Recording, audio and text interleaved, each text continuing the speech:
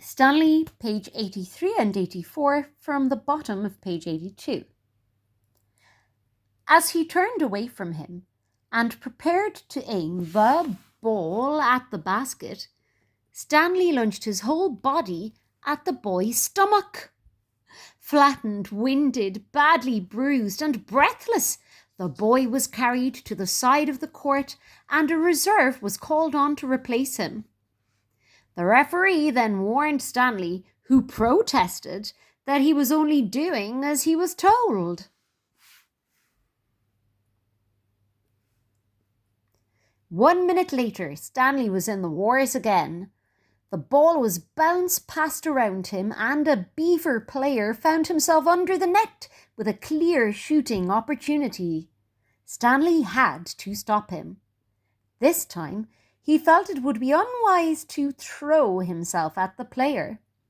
He didn't wish to make the same mistake twice. Instead, he chose another one. 84. This was a less obvious mistake, although equally effective.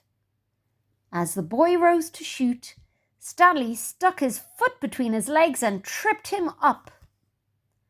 The unfortunate player fell flat on his face as the ball trickled harmlessly out of the court.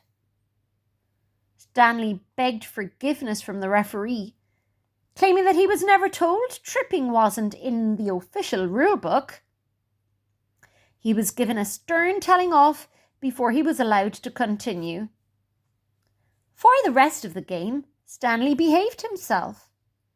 Mr. Donovan moved him into an offensive position, and apart from 2 completely off-target shots and 3 misguided passes, Stanley was certainly not a major part of the action. However, his teammates were playing very well and were on level terms with just 1 minute remaining. If they could just score the next basket, then they could win. It was during this minute, however, when disaster struck. Stanley struck. He had wandered into the middle of the court and suddenly found himself holding the ball.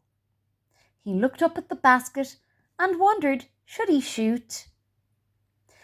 Deciding he was too far out to try a shot, and being unable to either dribble or make a straight pass, he hit upon a new, yet totally illegal tactic.